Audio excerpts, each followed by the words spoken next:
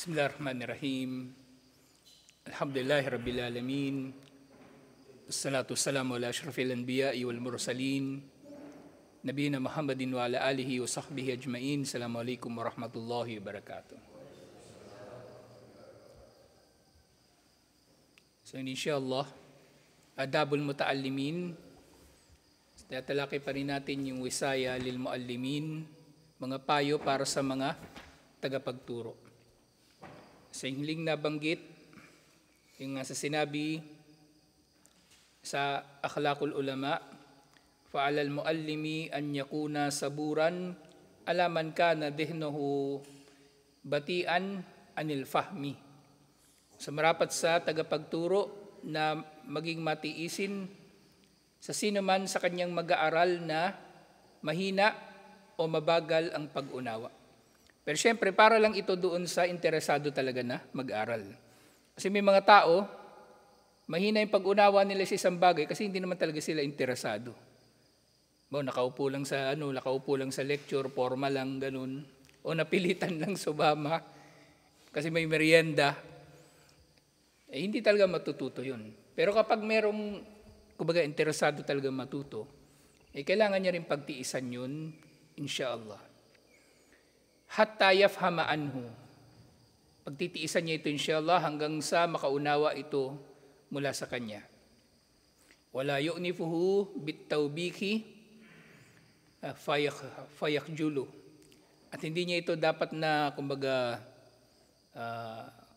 papagalitan o ipapahiya. Pero syempre, ulitin ko, dapat ito sa para lang ito doon sa interesado talaga. Pag hindi interesado, hindi mo rin naman ipapahiya yun. Pero makikita mo naman yung tao kung kailangan bang pagtiisan o pwede bang pagtiisan, kumbaga. Kasi hindi lahat ng tao worth it, kumbaga, yung effort. Hindi lahat ng tao ay karapat-dapat sa effort. Meron talagang o meron talagang may ibang kalalagyan, kumbaga. Katulad sinasabi ko, maaring yung tao kaya hindi siya natututo, dumating na siya dun sa limit ng kanyang skill dun sa bagay na yun. Kasi meron siyang ibang bagay na mas marunong siya o mas magiging maalam siya o talented, inshallah. Kasi hindi lahat tayo o tayong lahat hindi pare-pareho. Katulad lagi kong sinasabi pagdating sa pag-aaral o pagdating sa pagkilala ng tao sa kanyang magiging lugar sa Islam o magiging value sa Islam, huwag susukatin ng tao ang kakayanan ng isda sa pamagitan ng kakayanin nito na umakyat sa puno. Hindi talaga magagawa ng isda na umakyat sa puno. So dapat may ilagay ang tao sa tama nilang kalalagyan na kung saan sila pinaka magiging mahusay. Merong mahuhusay mamuno, merong palpak mamuno. Yung palpak na mamuno na yun, maaaring magaling siya sa ibang lugar. Hindi doon siya ilagay. Ganun lang kasimpleng bagay na yun. O merong halimbawa, mahina sa Arabic, pero magaling sa ibang subject. O doon siya mag-focus din, inshallah. Pero tinatalakay nga na din dito yung mga, kung pagdating sa mga basic, pwede mong pagpaumanhinan ng lahat, inshallah, hanggang sa sila ay makaunawa. May iba-ibang skill ang tao, inshallah. Kasi nga hindi porke magaling kasi isang bagay, magiging magaling ka na rin sa iba. Walang taong gano'n na magaling sa lahat ng bagay. Walang tao na magaling sa lahat ng bagay. Kaya nga yung mga sahaba nagtatagumpay, kasi lahat sila na ilagay sa tamang pwesto nila. Lahat sila na ilagay sa kung saan sila magiging pinakamahusay. Hindi yung lahat sila nagsiksikan para maging pinuno. Ngayon ganun Lahat ng tao gusto maging pinuno, pati palpak, yung wala namang alam sa pamumuno. Kumbaga pinagsisiksikan niya yung sarili niya na mamuno. Kasi pakiramdam niya, wala siyang saysay kung hindi siya magiging pinuno. May saysay, kahit hindi ka pinuno. Kasi bandang huli, si Allah naman magkakantimpala sa tao Si Allah. At ang paraiso ay nakareserba, kumbaga para sa lahat, hindi lang para sa pinuno. Pero nga, yung mga taong walang ikhlas, kumbaga pinagsisiksikan nila yung sarili nila sa pamumuno.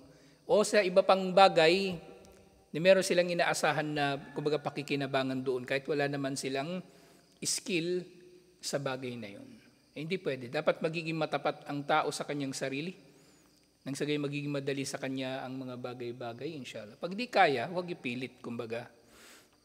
Huwag ipipilit. So dapat yung teacher, nakikita niya rin to sa estudyante na pagtsatsagaan niya kung sino yung totoong nagsisikap, inshallah. Yung hindi naman, hindi niya kailangan yung pag-aksayahan ng panahon. Bawa may mga subject talaga. Kasi nagturo na rin ako dati sa Saudi. Kahit dito sa Pilipinas. Tagal na pala ako dito. Tagal na pala tayo nag-exit. Kailan ba nag-exit nung una? 2012? Tapos bumalik ka lang ng Saudi, no? Tagal na pala, inshallah. 13 years na pala mula na nag-exit ako. Kayo, Manong, kailan kayo nag-exit? Kailan kayo nag-exit? 2018, inshallah. So doon sa mga tinuturuan sa Islamic Center lalo na, halimbawa, may kita nyo naman kung interesado yung estudyante. Pag hindi interesado, huwag nyo na pag-aksaya ng panahon nyo. Yan yun. Ilaglag nyo na kumbaga. Kasi kung may ikhlas man yun mo o wala, meron siyang kalalagyan. Inshallah. Meron siyang kalalagyan. Kaya nga yung Arabic natin, di ba sinimulan natin kailan? 2022. Tinigil natin last year kasi parang, hindi lang last year, nung 2023 pa natin tinigil, di ba? Parang walang nangyayari eh. Pero ngayon babalikan natin inshallah kasi inshallah nakadevelop naman yung lahat ng interest o motivation talaga na matuto. Ikaw, interesado ka ba? Buhay na, alhamdulillah. So nga na, ito, inna hada yadfa'una lil hirsi ala istimali wasailil idah. So kapag nare-realize ng tagapagturo ito, na kailangan niyang pagtiisan yung mga tao na nais talagang matuto, kahit pa mabagal yung kanilang pag-unawa. Yung ngayon mabagal na pag-unawa nga rito, hindi ito nangangahulugan yung tao bobo. Ang totoo niyan, minsan nasasabi ko yung salitang bobo, di ba? Pero kung yung tao interesado at may ikhlas sa kaalaman, matututunan niya yung bagay, lalong-lalo yung mga basic, inshallah, matututunan niya. Pero nga maaaring ang yung tao, kumbaga bobo sa isang bagay, pero matalino sa ibang bagay, mahusay sa ibang bagay. Halimbawa na lang yan, sinasabi, marami talaga sa mga yung mga mahuhusay sa math, hirap sa grammar. Hirap sila sa grammar. Magsusulat sila ng kumbaga, sentence na dire-diretso, walang mali sa grammar. Ang marami sa kanila hirap. So hindi naman ibig sabihin bobo yun. Maaaring bobo nga siya sa grammar, pero pagdating naman sa ibang bagay, matalino siya. So merong mga tao, o maaaring hirap sa eskwelahan, di ba? Hirap sa eskwelahan. Pero sa totoong buhay, nagtatagumpay. Marami yung magagaling na negosyante, hindi naman tapos ng kolehiyo. Yung iba nga, hindi nga tapos ng high school. Pero kabaligtaran naman, marami rin namang honor mula nung elementary. Nung matanda na, bokya. Kasi kumbaga parang nawala na sila interest sa buhay, doon na sila masaya eh. Kaya titingnan din ng tao, inshallah, yung kanyang kalalagyan at yung kalagayan ng iba sa kanyang pagtuturo at sa kanilang pag-aaral, inshallah. Nga, yung pagtitiis ng tagapagturo, inshallah, ay nagtutulak sa tagapagturo na gamitin ang iba't ibang mga paraan upang maging malinaw ang kanyang itinuturo sa tao na nahihirapan na makaunawa. Minsan nasa antas din ito ng pagmamalasakit ng nagtuturo, na gusto niya talagang matuto ang tinuturuan. Katulad ng kung paano niyang nakikita na gusto ng tinuturuan na matuto. Pagsisikapan mo talaga yun. Kaya nga sa DepEd, halimbawa, swelduhan lang naman yung mga yan eh. Yun ang problema. elementary, high school, hanggang college, yung mga professor, wala yung pakialam kung matututo ka. Walang pakialam mga yan. Sumusweldo yan eh. Pumasa ka o hindi, susweldo yan. Yun ang problema. Wala silang pakialam sa estudyante talaga. Wala silang malasakit. Wala silang malasakit. Kahit ako kung ako teacher tapos buong maghapon magtuturo ako, magkakaroon pa ba ako ng panahon para pag malasakitan yung estudyante na tamad magbasa?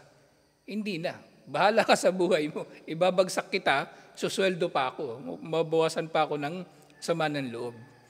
Pero sa Islam, hindi. Inshallah. Dapat magsikap. Kasi yung pinag-aaralan natin dito, pakinabang para sa buhay na ito at sa kabilang buhay. So mas pagsusikapan ng tagapagturo, inshallah, na maintindihan nga ng estudyante na interesado talagang matuto ang aralin. So gagawa siya ng paraan.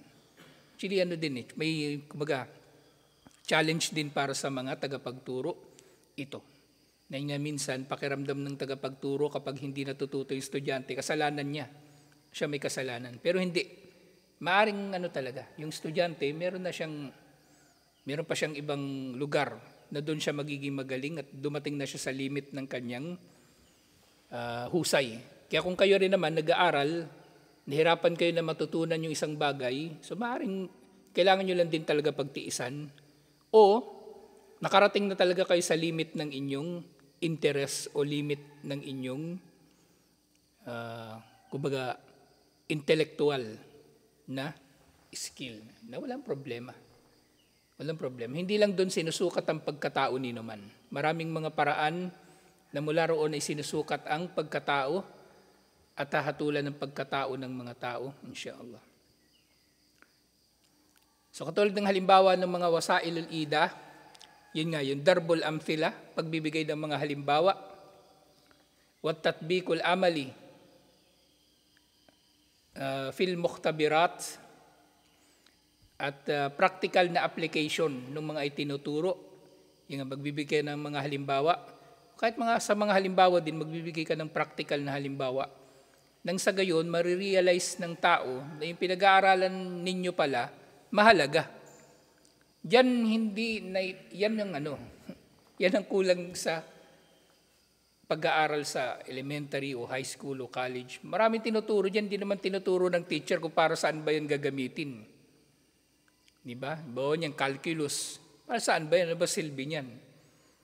At iba pang mga subject, lalong-lalo na math. Ang dami-daming math Kung mag-aaral ka ng engineering, lahat yun puro math, iba-iba pangalan, pero hindi mo alam kung anong silbi. Kaya yung mga kakilala kong engineer, sabi nila, saka lang nila na-realize, importante pala yun, engineer na sila. Nung nag-aaral sila, hindi nila pinapansin kasi nga, hindi tinuturo ng teacher, hindi nagbibigay ang teacher ng halimbawa o yung professor ng halimbawa. Saan ba ito magagamit? Wala lang, basta lang makapagturo sila. Galit pa yun. Galit pa lagi. Kasi wala lang, isusweldo sila Pumasak o bumagsak ka, susweldo sila. Yung mataas ang percentage ng bumabagsak sa kanila, mas gusto pa nga nila yun Kasi nakakadagdag yun sa reputasyon nila, tawag sa kanila terror. Terror na professor. Pero hindi alam ng CHED, ng Commission on Higher Education, bobo rin magturo talaga yung professor na yun, kaya ang daming bumabagsak sa estudyante niya. So dapat yung teacher magbibigay ng halimbawa at magbibigay ng practical na aplikasyon, yung tatbikul amali, practical na aplikasyon. So maaari siya magbibigay ng mukhtabirat, yung mga examination, maaari siya magbibigay ng mga examination, mga pagsusulit. Wal muamil in kana yatatallabuhu dhalika al-muqarrar ad-dirasi. So din maaari siyang gagawa ng iba pang mga activity kung ito ang hinihiling ng subject na yon. Kung ito ang hinihiling ng subject na yon. Ako daw mahilig magpa-exam. Kayo mag-exam sa sarili nyo. Yung sinasabi ko palagi, halimbawa yung Arabic, di ba? Hindi natin kailangan mag-exam. Magbasa kayo ng magbasa ng Quran. Magbuklat na kayo ng mga libro ng Arabic. Makinig kayo ng mga lecture na Arabic. Doon nyo siya magagamit. Kasi kung matutunan nyo lahat, sige matutunan nyo lahat, kabisado nyo lahat ng rules ng grammar, hindi nga kayo nagbabasa ng Quran.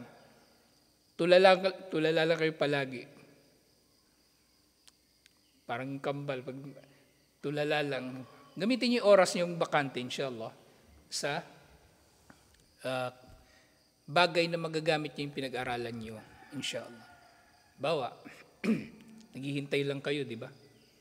In between periods, bawa, kung may susunod na klase, wala pa yung teacher, di magbuklat ka ng Quran, meron ng app sa cellphone, o magbuklat ka, Quran, basa ka 5 minutes, ang dami mo nang madadaan ng salita dun. Kaysa magano ka, Mobile Legends, kaya mo ba maglaro ng 5 minuto? May ma-accomplish ka na ba sa loob ng 5 minuto? Mobile Legends, wala, di ba? Kailangan mo mga kalahating oras. Ganun. O di magbasa ka dahil ng Quran kaysa sa gagawa ka ng kung ano-ano, inshallah. So dito, wal kasdu min dalika taysirul mawadi wa arduha bi uslubin sahlin. At ang layunin nga ng mga ito, yung mga halimbawa, yung mga practical na application, yung mga activity, ay para sa pagpapadali ng mga aralin at pagpapahayag nito, pagpresent nito sa mga tao sa teknik na madali, na magiging madali para sa kanila, inshallah. Ngayon ulitin ko, yung teacher, hindi siya yung may kasalanan kapag hindi kayo natututo. Hindi palagi. Maaaring may kasalanan din yung estudyante o siya may pagkukulang. Kaya gumawa din siya ng paraan na matututunan niya ang aralin, inshallah. Gumawa siya ng paraan. Yun nga, yung Arabic natin lalong-lalo na, yun yung mahirap na kumbaga matutunan. E di, gumawa kayo ng paraan na matutunan nyo. Ako yung ginawa ko nga, unang nag-aaral ako sa Quiapo, Islamic Center, 2004. Di pa ako nagsa-Saudi.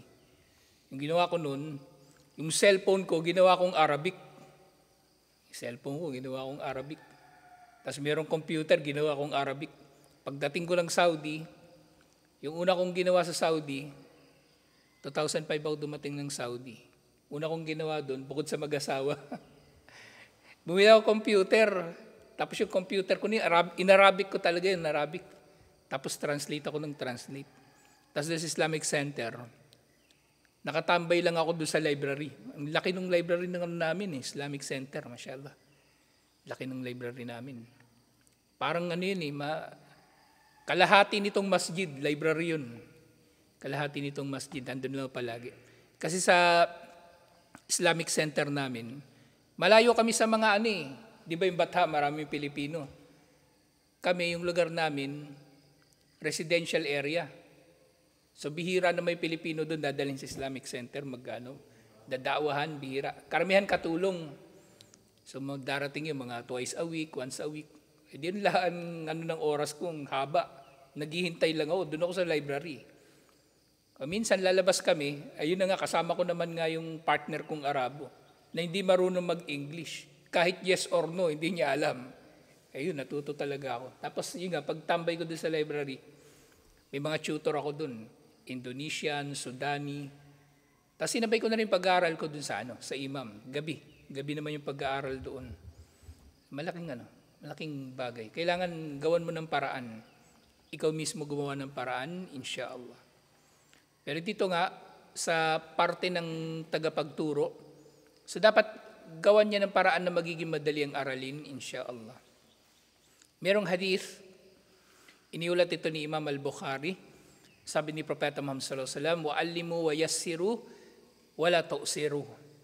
Magturo kayo, padaliin ninyo, magpadali kayo, at huwag kayong magpapahirap. Huwag ninyong dudulutin na magiging mahirap ang mga bagay-bagay. Sa magturo kayo, na ang tinuturo niya ito, padaliin ninyo na matutunan inshallah, at huwag ninyong pahihirapan ang mga tinuturuan. Kung sa konteksto ng pagtuturo. Pero siyempre, maaring may kahulugan nito na pangkalahatan. Yun nga, yassiru wala tu'assiru o tu'siru. Magpadali kayo at huwag kayong magpahirap. Ibig sabihin, sa pakikitungo natin sa mga tao, padaliin natin ang mga bagay-bagay at hindi natin sila pahihirapan. Halimbawa, meron kang tindahan. Meron kang tindahan, di ba? O padiliin mo sa mga tao na mapaglilingkuran mo sila. Magbukas ka naman ng mahaba-habang oras, hindi yung lagi ka sarado. Kasi pag lagi ka sarado, hindi nahihirapan yung tao. Tapos magre-reklamo ka, walang buwibili. Ba't buwibili ka doon sa baba? May tindahan naman dito. Sarado ka lagi eh. Paano ako bibili sa iyo? Sarado ka palagi. O kaya ayaw magpautang. Ba't ka umuutang doon kayo kay Miles? Ikaw ayaw mo pautang eh. So, sample lang yun ng pagpapadali at hindi pagpapahirap. Papautang ba si ating? Hindi. Nagpapautang ba si ating? Okay pala, inshallah.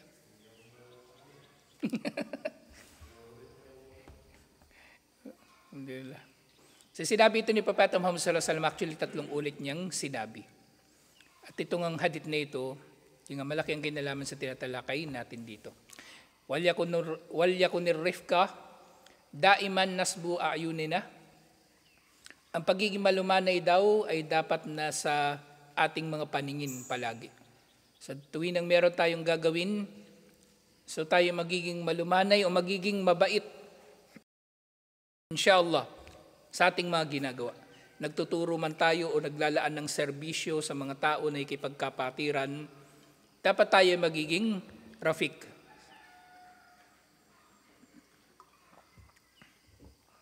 Kasi pagiging rafiq o yung kabaitan nga.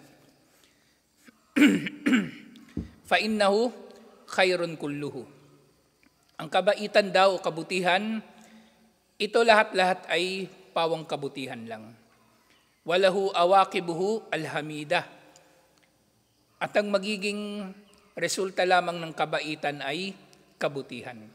Kahit tao na hindi karapat-dapat sa iyong kabaitan, ba mandurugas, papakitaan mo pa rin ng kabaitan, hindi mo pipinsalain, siya magiging mabuti pa rin ang kahihinatnan nito.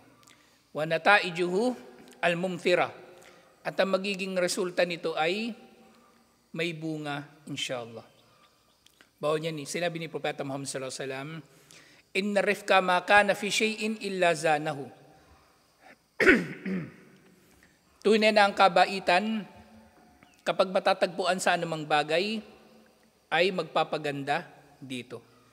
Wala raw idudulot ang kabaitan sa anumang bagay o sa sino man, liban na lang na pinapaganda ito. Sa sino mang mabait ay gumaganda. Gumaganda siya sa paningin ng tao o nagiging maayos ang pananaw sa kanya ng tao. Hindi natatakot sa kanya yung tao. O kaya kapag makikita ka ng mga tao, kasi hindi ka mabait, di ba, salbahe, kapag makikita ka ng mga tao, iwasan ka nila. O kaya ayaw ka nilang kausap, kasi kada buka ng bibig mo may chismis. O kaya ayaw ka nilang ka-meeting, kasi kada meeting may reklamo ka. O ayaw ka nilang ka-transact sa negosyo, kasi mandurugas ka. So, yung kabaligtaran ng lahat ng ito, na nagiging maganda ka sa paningin ng tao at higit sa lahat, syempre, sa paningin ni Allah, na ikaw ay nagdudulot ng kabutihan sa kapwa. Wala yunza'u min shay'in illa syanahu. At ang kabaitan naman kapag nawala sa sino man o anuman, ito naman ay nagpapapangit dito. Gideon, sinabi ni Propeta Muhammad sallallahu alaihi wasallam, iniulat ito ni Imam at-Tirmidhi, man u'tiya haddahu minar rifqi faqad u'tiya haddahu minal khairi. Sino man ang nabigyan ng bahagi ng kabaitan ay tunay na nakakuha ng kanyang bahagi ng kabutihan. So sino mang mabait ay magkakamit ng kabutihan, inshallah. Mabait, ibig sabihin, matapat, makatarungan, makatwiran sa kanyang pakikitungo sa kapwa-tao, at iba pa. At yung kabaligtaran naman nito, waman hurima haddahu minar rifqi faqad hurima haddahu minal khairi. Sino man ang nawalan ng kabaitan, ay nawalan din ng kanyang bahagi sa kabutihan. Wa innal muta'ammil fi siratin nabi sallallahu alaihi wasallam yajidu suwaran ra'iatan fi rifqihi bi ashabihi wa ta'allufihi liqulubihim mimma kana lahu ablagul athar fi nufusihim. So matatagpuan daw natin sa sira ni Propeta Muhammad sallallahu alaihi wasallam ang iba't ibang mga tagpo ng kanyang kabaitan sa kanyang mga sahaba at pagpapalapit ng kanilang mga puso patungo sa kanya, na nagkaroon ng malaking epekto sa kanilang mga sarili. Hindi nga marami sa mga nagmuslim, marami mga kwento, di ba, yung mga nagmumuslim, hindi naman kinausap ni Propeta Muhammad sallallahu alaihi wasallam, pero nagmumuslim dahil sa ugali ni Propeta Muhammad sallallahu alaihi wasallam. Halimbawa niyan yung merong babae na pinipinsala si Propeta Muhammad sallallahu alaihi wasallam, kapag dadaan siya, tinatapunan niya ng basura yung dadaanan ni Propeta Muhammad sallallahu alaihi wasallam. So yun ay pinakitunguan ni Propeta Muhammad sallallahu alaihi wasallam ng maayos. Naiulat yun na may ganun na nangyari. At syempre meron din isa pang matandang babae naman na naiulat na hindi niya personal na kilala ang itsura ni Propeta Muhammad sallallahu alaihi wasallam. Pero dahil sa sobrang paninira kay Propeta Muhammad sallallahu alaihi wasallam, kumbaga kinamuhian na niya si Propeta Muhammad sallallahu alaihi wasallam. So, minsan daw itong babae na ito may dala-dalang mabigat. Tinulungan siya ni Propeta Muhammad sallallahu alaihi wasallam. At nagpasalamat yung babae sa kanya. Hindi niya kilala si Propeta Muhammad sallallahu alaihi wasallam. Sabi niya, wala akong mababayad sa iyo sa pagtulong mo. Pero may papayo na lang ako sa iyo. Iwasan mo si Muhammad. Iwasan mo si Muhammad. Hindi niya alam yun yung tumulong nga sa kanya si Muhammad sallallahu alaihi wasallam. Pero nga nagpakilala si Propeta Muhammad sallallahu alaihi wasallam, nagmuslim din yung babae na yun. Siyempre nagmuslim ang buong Quraysh ng Fathu Makkah nung nagbigay si Propeta Muhammad sallallahu alaihi wasallam ng amnesty. Tapos yung mga kwento tungkol sa mga badu na kumbaga merong isa yung binigyan ni Propeta Muhammad sallallahu alaihi wasallam ng maraming kambing. Pag-uwi niya sa kanyang tribo, sinabi niya, magmuslim kayo kasi si Muhammad ay hindi natatakot sa paghihirap. At iba pang mga tagpo na katulad nito. So kung yung tao, kumbaga sa ating pangaraw-araw na pakikitungo ay mainam maging mabuti, ganun din sa estudyante, inshallah. Ganun din sa guro para sa kanyang estudyante. At syempre, yung hadith tungkol doon sa umihi sa masjid. Yung hadith tungkol doon sa umihi sa masjid. Yung nga, nahuli ng mga sahaba yung isang badu, yung isang taong disyerto na umihi sa masjid. Yung mga badu nga, katulad na banggit ko na dati, sa konteksto nito, binabanggit silang badu at inaasahan na ganun yung ugali nila. Yung medyo kulang sila sa mabuting asal. Kulang sila sa mabuting asal. Kumbaga, yung ugaling squatter o ugaling, depende rin kasi minsan tawag nila taga-bundok pero minsan yung taga-bundok mabait naman Basta ganun tawag nila sa tao na kumbaga kulang sa mabuting asal, tawag nila badu o taong disyerto. Umihi daw yun sa masjid at gusto na siyang bugbugin ng mga sahaba. Pero sabi ni Propeta Muhammad sallallahu alaihi wasallam, "Da'uhu la tuzrimu." Hayaan ninyo siya, wag niyo siyang sasaktan. "Ahriku ala bawlihi sijlam min ma'in." Magbuhos na lang kayo ng tubig sa inihian niya. "Innama bu'ithtum muyassirin." Ito yung magandang bahagi ng hadith na ito. Tunay na kayo ay iniluwal ni Allah, kumbaga pinalitaw, tunay na kayo pinalitaw ni Allah sa dunya upang maging muyassirin, tagapagpadali. Upang maging tagapagpadali. Walam tub'athu muassirin, at hindi kayo pinahayo ni Allah bilang mga tagapagpahirap. So padaliin natin ang ating pakikitungo sa iba. Yung maging magiliw tayo sa kapwa natin. Pag kinakausap tayo, kausapin natin maayos. Hindi na kasi mangot tayo, nandidilat yung mata. May taong ganyan Ang hirap tuloy kausapin Parang tuwing kakausapin mo, aawayin ka So maging mabait kumbaga. May iba naman tulala, kausap mo tulala.